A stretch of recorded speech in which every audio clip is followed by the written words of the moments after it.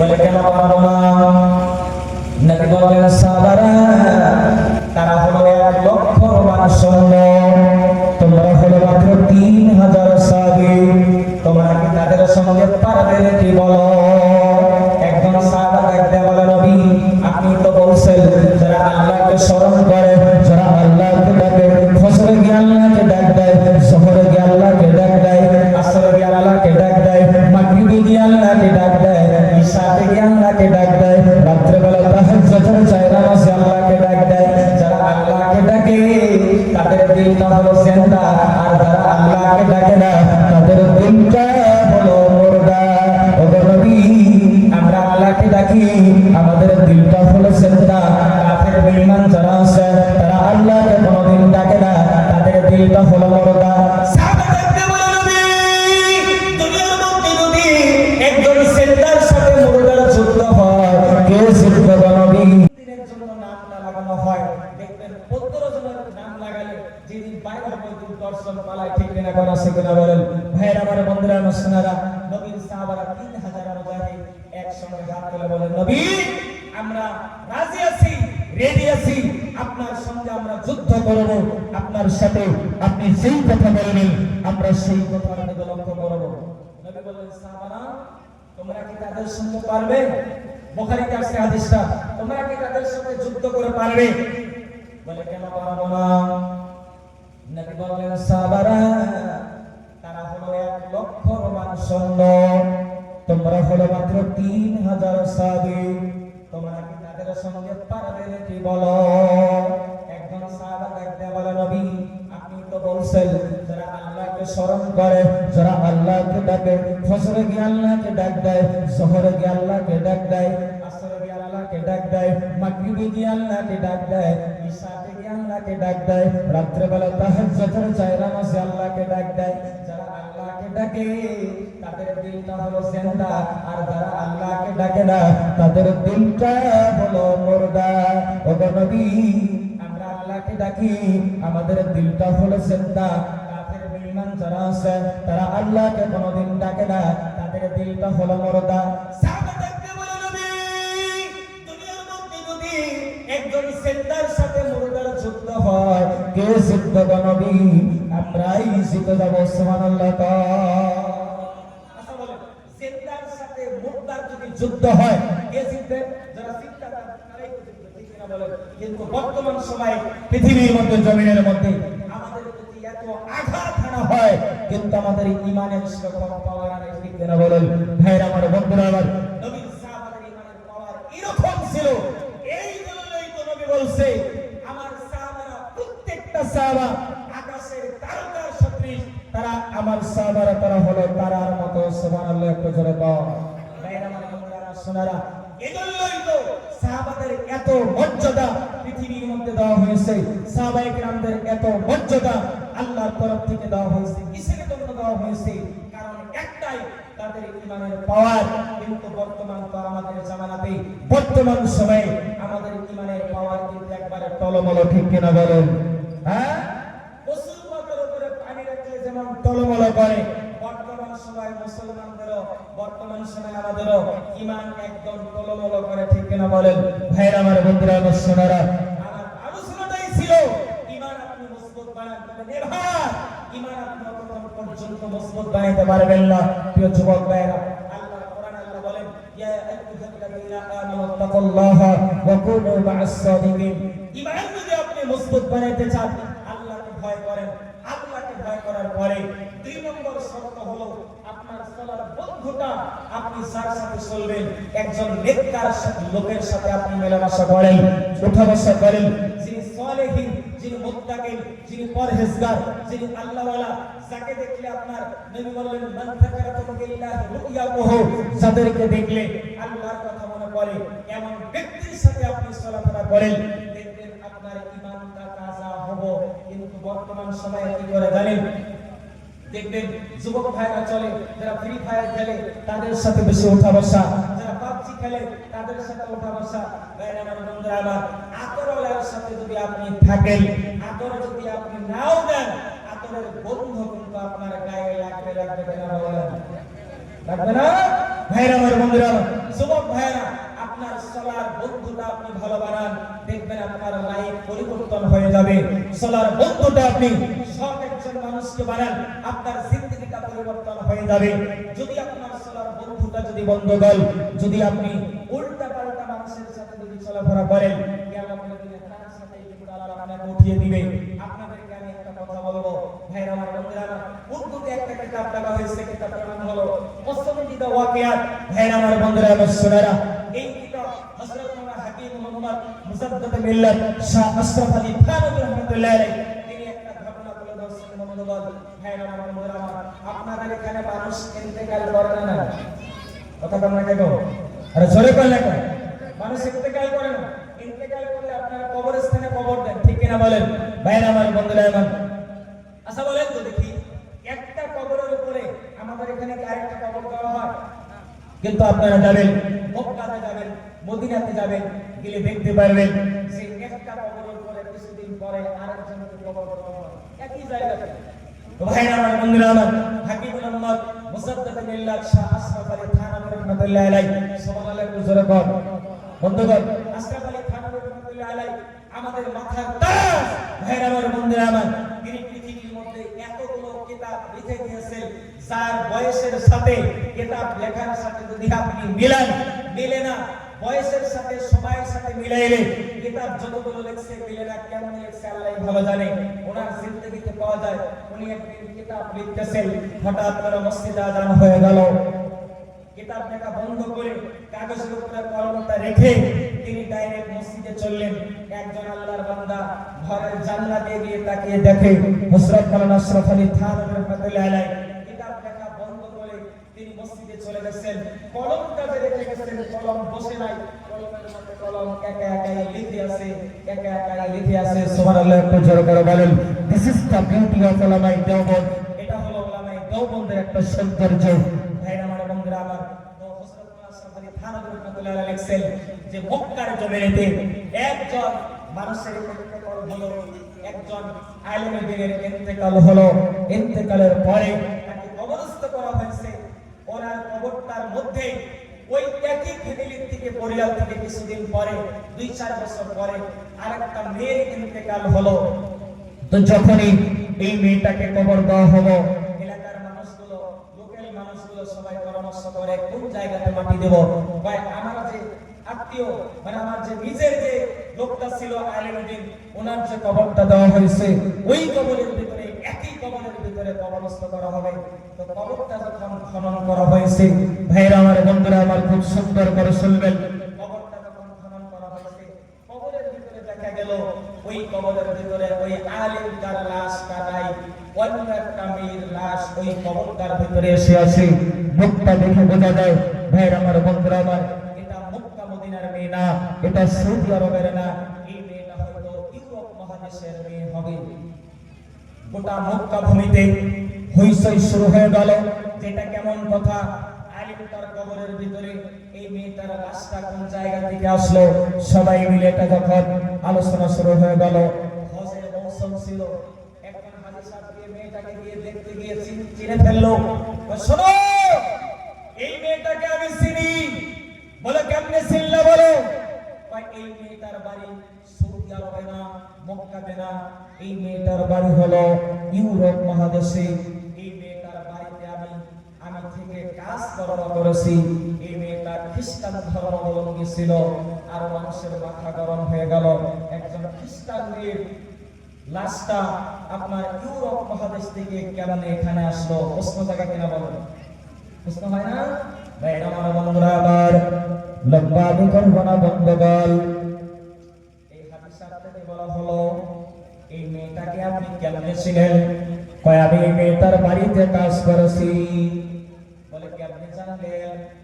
ডাকতে বলি, এই মেয়েটার বাড়িতে যখন আমি কাজকর্ম করেছি, সারাদিন কাজকর্ম করে রাত্রে বেলা হয়ে গেলে ঈশা নামাজের পরে আমি যখন জায়গা নামাজে দাঁড়িয়ে গিয়েছি, এই মেয়েটা গোপন ভাবে আমার আমল গুলো দেখত, আমার নামাজ আদায় করা দেখত। হঠাৎ করে মেয়েটা রাত্রিবেলা একদিন এসে আমাকে ডাক দেয়া বলে, তোমাকে দেখে আমি পাগল হয়ে গিয়েছি। বলে, কিসের পাগল হয়েছে বলো? মেয়েটা বলল যে আমি তোমার সৌন্দর্যের জন্য পাগল না, তোমার যৌবনের জন্য পাগল না, তোমার ইবাদতে আমি পাগল হয়ে গিয়েছি। তুমি আমাকে গোপন ভাবে কালিমা পড়ে মুসলমান বানিয়ে দাও। গোপন ভাবে বানিয়ে দাও কেন? আমার আব্বা হলো খ্রিস্টান ধর্মাবলম্বী। যদি আমার আব্বা জানতে পারে যে আমি কালিমা পড়ে মুসলমান হয়ে গিয়েছি, তাহলে তো আমাকে মেরে ফেলবে। না না না না না না, তুমি আমাকে গোপন ভাবে কালিমা পড়ে মুসলমান বানিয়ে দাও। এই মক্কাতে হাজী সাহেবরা ডাক দেওয়া বলতেছেন, এই মেয়েটা সেই মেয়ে যিনি গোপন ভাবে আমার হাতে কালিমা পড়ে মুসলমান হয়ে গেছিল। সবাই বলল যান, ইউরোপ মহাদেশে যান, একটু খবর নিয়ে দেখেন তো এই মেয়েটা জিন্দা আছে কি নাই। সবটাকে পাঠিয়ে দেওয়া হলো। বন্ধ, লম্বা করবো না আমি, বন্ধ কর, খুব শর্টে বলে দিচ্ছি বন্ধ। ইউরোপ মহাদেশে এই হাদী সাহেবটা যেই বাড়িতে কাজ করতো, ওই বাড়িওয়ালার কাছে গিয়ে বলে, আপনি আমাকে চিনছেন? হ্যাঁ। আপনার মেয়েটা কোথায়? ভাই আমার মেয়েটা ইন্তেকাল করেছে। ভাই ইন্তেকাল যদি করছে, কবর কোন জায়গাতে দিয়েছেন? ভাই কবর তো আমাদের খ্রিস্টান ধর্ম হিসাবে যেভাবে কবর দেওয়া লাগে, আমাদের কবরস্থানের ভিতরেই কবর দিয়েছি। চলেন তো দেখি আপনার মেয়ের লাশটা আপনাদের কবরস্থানে নাই। আমি তো আপনার মেয়ের লাশটা আমি তো মক্কার জমিনে দেখে আসছি। আশ্চর্য কথা, তুমি কি তোমাকে কি মেরে ফেলবো নাকি? কেমন কথা বলো? আমার মেয়ে ইন্তেকাল করছে, আমি নিজে হাতে কবর দিয়েছি, নিজে হাত দিয়ে আমি কবরস্থ করেছি খ্রিস্টান ধর্মাবলম্বী হিসাবে। চলেন তো দেখি। গিয়ে যখন কবরটা খনন করছে, বন্ধ কবরটা খনন করে দেখে রে, ওই কবরের ভিতরে ওই মেয়েটার লাশটা নাই। ওই কবরের ভিতরে মক্কার জমিনে সেই লোকটা ইন্তেকাল করছিল, ওই লোকটার লাশটা কবরের মধ্যে সে আছে।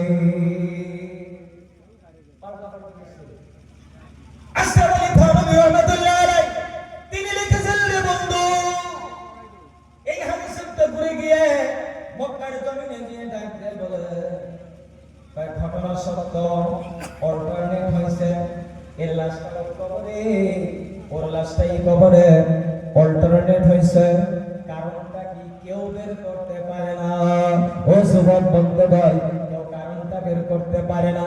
সব আলেমরা পরামর্শ করলো, চলো চলো চলো চলো, যে আলেমটা ইন্তেকাল করছিল ওর বিবিটা বেঁচে আছে, ওই আলেমের দিনটা কোন ধরনের বদ আমল আছে নাকি, এটা একটু যাচাই বাছাই করব।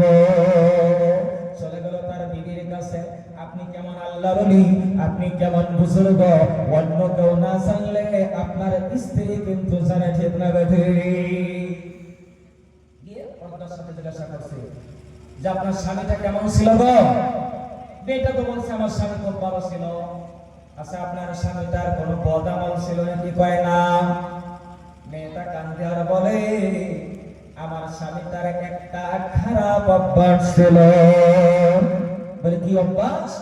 খুব ভালো করে শুনলেন প্রিয় ভাইরা, আমার স্বামীটা ঠান্ডার দিনে স্বামী স্ত্রী দুইজন মিলে যখন আমরা মিলে যাইতাম, স্বামী স্ত্রী দুইজন মিলে যখন আমরা দুইজন মিলন করতাম, তারপরে গোসল দেওয়া লাগে।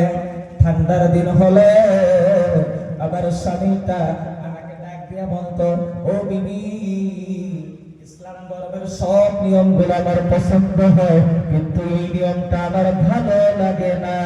এত ঠান্ডার ভিতরে গোসল করতে হয়, এই নিয়মটা আমার বেশি পছন্দ হয় নাই, এই নিয়মটা আমার বেশি ভালো লাগে না।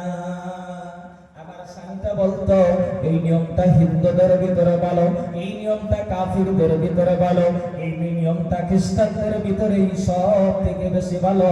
তাদের স্বামী স্ত্রী মেলামেশা করার পরে রাত্রিবেলা গোসল দেওয়া লাগে না। সমস্ত ওলামারা বললো, আর শোনা লাগবে না, লাগবে না, লাগবে না। বললো কেন শোনা লাগবে না? আরেকটা ডাক দিয়ে বলে, নবী তো বলছে, আল মারউ মা'a মান আহাব্বা, পৃথিবীর মধ্যে জমিনের মধ্যে আপনার যার সাথে মহব্বত থাকবে, আল্লাহ তার সাথে আপনাকে মিলিয়ে দিয়ে দেবে। সমস্ত উলামায়ে কেরাম ফতোয়া দিয়ে দিল, এই মেয়েটা খ্রিস্টান ধর্মাবলম্বী, গোপন ভাবে কালিমা পড়ে মুসলমান হয়ে গেছিল। এই মেয়েটা ইসলামের প্রতি মহব্বত থাকার জন্য মেয়েটার কবরটা ইউরোপ মহাদেশে ছিল। আমার আল্লাহ এই মেয়েটার লাশটাকে ট্রান্সফার করে মক্কার জমিনে এনে দিয়েছে। আর মক্কার জমিনে যার ইন্তেকাল হলো ওনার তো মনে মনে মনে মনে মনে মনে খ্রিস্টানদের প্রতি ভালোবাসা ছিল, যার জন্য ওনার লাশটা আমার আল্লাহ ট্রান্সফার করে ডাইরেক্ট ইউরোপ মহাদেশে পৌঁছিয়ে দিয়েছে।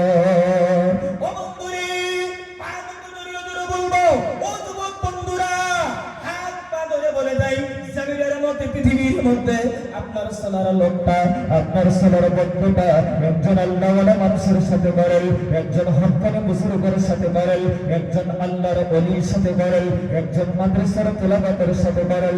মাদ্রাসার তেলাওয়াতের কি যদি ভালো যদি আপনি বাঁচতে পারেন, কসম করে বলে দেয় এরা যদি জান্নাতের ভিতরে যায়, আমার আল্লাহ এদের খাতিরে দেখবেন, আল্লাহ আপনাদেরকেও জান্নাত দিয়ে দিবেন। সুবহানাল্লাহ বলেন। বাচ্চারাই যে অনেক বাচ্চারা বসে আছে এমন ভাবে কষ্ট করে খায় রে বাবা, খেয়ে দিয়ে তারা মাদ্রাসা লেখাপড়া করে। এই জন্য তোলাবাদের মর্যাদা সম্পর্কে বলা হয়েছে, তোলাবারা যখন মাদ্রাসা অধ্যয়ন করে রাস্তায় যখন বেরিয়ে যায় আমার আল্লাহ ফেরেশতাদেরকে বলে, যা যা যা ফেরেশতারা ওই মাদ্রাসার তোলাবারা বাইরে বেরিয়ে আসছে তাদের সম্মানার্থে কি কর, তোদের নূরের পাখাটা তাদের পদতলে বিছিয়ে দেয়। ইনশাআল্লাহ কে কে ভালোবাসেন হাত তুলে দেন ইনশাআল্লাহ।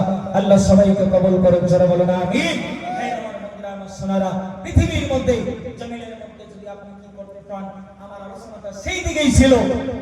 যদি আপনি কি করেন, ঈমানকে যদি আপনি মজবুত করতে চান, অবশ্যই আল্লাহওয়ালাদের সাথে আল্লাহওয়ালাদের সংস্রবের ভিতরে আপনাকে থাকতে হবে।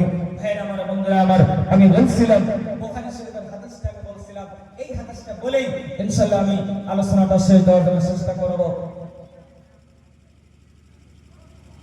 ভাইরা আমার, বন্ধুরা আমার, শোনা আচ্ছা আপনারা কি রাগ করতেছেন নাকি গো? না, কথা কয় না, কে ঘুমাইছেন নাকি? হাত তুলেন তো দেখি কে কে ঘুমান নাই, হাত তুলেন। তাকবীর লাগান, নারে তাকবীর। আবার যদি ঘুমিয়ে যদি যান তাহলে কিন্তু আবার ঝামেলা হবে, ঠিক কিনা বলেন? আচ্ছা আপনারা কোনদিন ট্রেনে সফর করছেন না? না, কথা কয় না, কে করছেন না? ট্রেনের ভিতরে লম্বা সফর যদি করেন শরীরটা একটু ক্লান্ত ক্লান্ত ভাব লাগে, লাগে না? একজন ট্রেনের ভিতরে সফর করে, তো সফর করতে করতে হঠাৎ করে বন্ধুগণ ট্রেনের ভিতরে দেখবেন অনেক বস্তু বাহিনী বিক্রি করা হয়, হয় না? অনেক বস্তু বাহিনী বিক্রি করা হয়। তো কেউ মোবাইল চার্জার বিক্রি করে, কেউ কম্বল বিক্রি করে, মানে একটা বস্তু একজন বিক্রি করে, করে না? তো ট্রেনের ভিতরে একজন সফর করে, তো করতে করতে হঠাৎ করে আপনার কি হয়, অল্প ঘুম ধরছে, আধা ঘুমাইছে। তো ঠিক এমনি মুহূর্তে ট্রেনের ভিতরে একজন বলতেছেন তরকারি রুটি, তরকারি রুটি, তরকারি রুটি। যিনি আধা ঘুমাইছে উনি শুনতেছেন সরকারি রুটি, সরকারি রুটি। আচ্ছা কোন ঝামেলা লাগছে না? কথা বলাচ্ছে বলছে না কেন? ঝামেলা লাগছে না? আচ্ছা কোন সরকারের কথা শুনলে মানুষের হুঁশ একটা কিছু থাকে? সরকারের কথা শুনলে তো মানুষ একেবারে ঝাঁপিয়ে পড়ে, ঠিক কিনা বলেন? ভাই না, সরকারের কথা শুনছে আটাকছে রুটি আলা ভাই আয় জলদি আয়, বলে কি কই দে রুটি দি। সরকারি তো খাইতে খাইতে সরকার বলে, হ্যাঁ সরকারি। এই যে আজকে আপনাদের এখানে মাহফিল, ভাই বলেন তো যদি এখানে ঘোষণা করা হইতো রাত 12টার পরে একটা করে সরকারি কম্বল বিতরণ করা হবে, রাত 12টার পরে যদি বৃষ্টিও থাকতো এই মাঠে জায়গা হতো? কথা কম জায়গা হতো? তো সরকারি তো খাইছে, খাওয়ার পর রুটি খেয়ে দিছে, খাওয়ার পর রুটিওয়ালা বলছে ভাই প্লিজ গিভ মি মানি, আমাকে পয়সা দেন। উনি বললেন আরে ভাই আপনি বললেন সরকারি রুটি, সরকারি রুটি খেয়ে আবার পয়সা দিতে হবে নাকি? ভাই না, আমি বলছি তরকারি রুটি, আর আপনি শুনছেন সরকারি রুটি, হবে হয় নাকি কোনোদিন? ভাই আমার, বন্ধুরা আমার, ছোট্ট অন্য মানুষকে হয়ে যদি আপনি শোনেন তাহলে আমি বোধহয় কি বলবো, আলোচক বোধহয় কি বলবো, আর আপনারা কি শুনবেন? প্রিয় ভাই আমার, এটা নিয়ে একটু মানে একটু সমস্যার সৃষ্টি হয়। ভাই আমার, বন্ধুরা আমার, সোনারা, আমি একটা কথা আপনাদেরকে বলছিলাম, ঈমান মজবুত করেন, ঈমান মজবুত করেন কবরের ভিতরে যান। আমার রাসূল বলেন আল কাইয়্যিসু মান দানা নাফসাহু ওয়া আমিলা লিমা বা'দাল মাউত। পৃথিবীর মধ্যে ওই লোকটাই সবথেকে বেশি বড় চালাক, যেই লোকটা কি করে মৃত্যুর পরবর্তী জিন্দেগি, ভাইরা আমার, বন্ধুরা আমার, দুনিয়ার এই হায়াতে জিন্দেগির পরবর্তী জিন্দেগি অর্থাৎ কবরের জিন্দেগির জন্য কিছু নেক আমল করে নিয়ে তারপরে কবরের ভিতরে যায়। পৃথিবীর মধ্যে ওই লোকটাই সবথেকে বেশি বড় চালাক। ভাইয়ের আমার, বন্ধুরা আমার, আপনি এটা ভাবিয়েন না যে আপনি অনেক সম্পত্তি অর্জন করেছেন, সম্পত্তি জমা করছেন, আপনি চালাক। না, আপনি যদি সম্পত্তি একদম জমা করছেন, আপনি চালাক নয়। নবী বলেছেন পৃথিবীর মধ্যে, জমিনের মধ্যে ওই ব্যক্তিটাই চালাক যে ব্যক্তি কবরে যাওয়ার আগে কিছু নেক পুঁজি, কিছু নেক আমল নিয়ে তারপরে কবরের ভিতরে যায়। ওই লোকটাই জমিনের মধ্যে সব থেকে বেশি বড় চালাক। ভাইয়ের আমার, বন্ধুরা আমার, সোনারা, আমার আলোচনাটা ওই দিকেই ছিল। সাহাবাদের কথা বলছিলাম, বুখারীর হাদিসটা আমি বলছিলাম। একজন সাহাবা তখন নবীর সামনে দাঁড়িয়ে বলল, ইয়া রাসূলুল্লাহ, ইয়া হাবিবাল্লাহ, আমরা যুদ্ধ করব, তাদের সাথে আমরা জিতে যাব। সাহাবাটা প্রশ্ন করেছিলেন, নবী, যুদ্ধ করে আমাদের তো তলোয়ার নিচে জানটা চলে যাবে, আমরা কি পাবো? আমার নবী কোনোদিন বানিয়ে বানিয়ে পৃথিবীর মধ্যে কোনো কথা বলেন নাই, যেই পর্যন্ত আমার আল্লাহর তরফ থেকে আমার আল্লাহ জিবরাইলের দ্বারা তো নবীর কাছে পৌঁছিয়ে দেয় নাই, ততক্ষণ পর্যন্ত আমার নবী একটা কথাও বলে নাই। প্রিয় ভাইরা আমার, প্রিয় বন্ধুরা আমার, আমার নবীকে যখন প্রশ্ন করা হলো, আমরা যদি জিহাদের ময়দানে যাই, যুদ্ধ যদি করি, আমাদের জানটা যদি তলোয়ার নিচে চলে যায়, আমরা কি পাবো? নবী বানিয়ে বানিয়ে বললেন না। নবীর কাছে জিবরাইল বললেন, আপনি তাদেরকে জানিয়ে দেন, আল্লাহ তাদেরকে জান্নাত দিব, আর এই জান্নাতের দিক এবং প্রস্থ হবে গোটা জমিন এবং আসমানের মধ্যবর্তী জায়গা। সুবহানাল্লাহ, একটু জোরে করে বলেন। ভাইরা আমার, বন্ধুরা আমার, সোনারা, এই ছিল সাহাবাদের ইমানের পাওয়ার। 3000 মুজাহিদ 1 লক্ষ রোমান সৈন্যের সাথে তারা যুদ্ধ করতে গিয়েছিল। তাদের ইমানের পাওয়ারের বদৌলতে আমার আল্লাহ ইসলামের হাতে বিজয়ের ঝান্ডা তুলে দিয়েছিলেন। ভাইরা আমার, বন্ধুরা আমার, সোনারা, সেই ইতিহাস আমাদেরকে ভুলে গেলে হবে না। এইজন্য আল্লাহ কোরআন, পবিত্র কোরআনের ভিতরে বলেছেন, জমিনের মধ্যে তোমরা ঈমান আনয়ন করো, সাহাবায়ে কেরামদের মতো তোমরা ঈমান আনয়ন করো। তাদের জীবনে ঈমানের পাওয়ার ছিল, ঈমানের স্পিড ছিল, তোমরা সেই ধরনের ঈমানের পাওয়ার তোমরা তৈরি করো। ভাইরা আমার, বন্ধুরা আমার, সোনারা, আমি লম্বা দিকে আর গেলাম না, এতটুকু বলে আপনাদের কাছ থেকে আমি বিদায় নিব। বন্ধুগণ, অনেক দূর থেকে অনেক কষ্ট করে আমি দিনের বেলা আলোচনা মায়েদের বিষয় রাখছি। এত দূর থেকে কষ্ট করে এসে ইনশাআল্লাহ আপনাদের সামনে দুটি কথা আমি তুলে ধরলাম। আমার ভাষার ভিতরে, ব্যবহারের ভিতরে যদি আপনারা কোনো কষ্ট পেয়ে থাকেন, আমাকে অবশ্যই ক্ষমা করবেন, আমাকে অবশ্যই মাফ করবেন। এই সিদিনা অঞ্চল হয়তো আজকে প্রথম আসছি, এর আগে হয়তো কোনোদিন আসে নাই। সিদিনা অঞ্চলে সর্বপ্রথম আসলাম। ভাইরা আমার, বন্ধুরা আমার, তো আমি ওরকম বড় বক্তাও না, ওরকম বড় একজন আলিমও না, ছোটখাটো মানুষ। প্রিয় ভাইরা আমার, পৃথিবীর মধ্যে, জমিনের মধ্যে আপনাদের মতো জ্ঞানী মানুষের সামনে বসে আমি অযোগ্য হিসাবে একটি কথা বললাম। আপনারা কথাগুলোর দিকে লক্ষ্য করে যদি কোনো আমলের কথা বলে থাকি, ইনশাআল্লাহ অবশ্যই আমলের কথা বলে যদি থাকে, অবশ্যই আপনারা আমল করার জন্য চেষ্টা করবেন। আমার পরে আপনাদের জলসার মুখ্যমন্ত্রী সাহেব, আমার ভাইজান, উনি আসছেন, ইনশাআল্লাহ উনি কথা বলবে, ওনার কথা শুনবেন, আপনারা শুনে ইনশাআল্লাহ আমলের নিয়ত আপনারা করবেন। এতটুকু বলেই ইনশাআল্লাহ আমি আলোচনা শেষ করলাম। আসসালামু আলাইকুম। দিন ইসলাম জিন্দাবাদ।